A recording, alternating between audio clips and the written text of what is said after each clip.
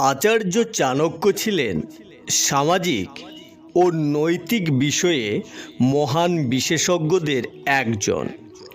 এই কারণেই আজও চাণক্যের নীতিগুলি এত জনপ্রিয়।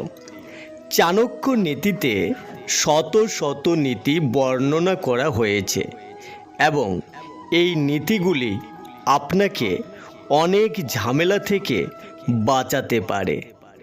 আচার্য চাণক্য তার নীতিতে অর্থ উপার্জন এবং দারিদ্র্য দূরীকরণ সম্পর্কে অনেক কিছু লিখেছেন। এতে সেই 5টি গুণের কথাও বলা হয়েছে যা একজন মানুষকে ধনী করে তোলে। চাণক্য নীতিতে বলা হয়েছে যে ভালো কাজের পাশাপাশি কঠোর পরিশ্রম করার শক্তিও থাকা উচিত। এই ধরনের ব্যক্তি কখনোই অর্থ নিয়ে চিন্তা করে না।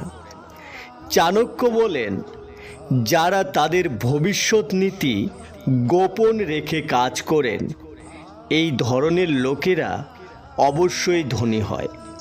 তাদের এই গুণই তাদের ধনী করে তোলে। যারা তাদের লক্ষ্য অর্জন করতে ভয় পায় না তারা একাগ্র থাকে এবং ক্রমাগত কঠোর পরিশ্রমে নিযুক্ত থাকে।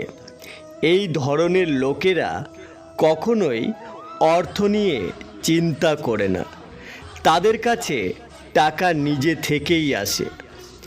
চাণক্য নীতি অনুসারে যে ব্যক্তি ঈশ্বরের ধর্মের পথে চলে সর্বদা ভগবানকে স্মরণ করেন প্রতিদিন তার সম্পদ দ্বিগুণ হয়।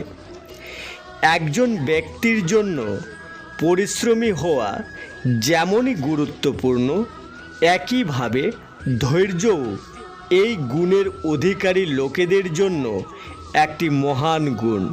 তারা অবশ্যই সফলতা পাবেন।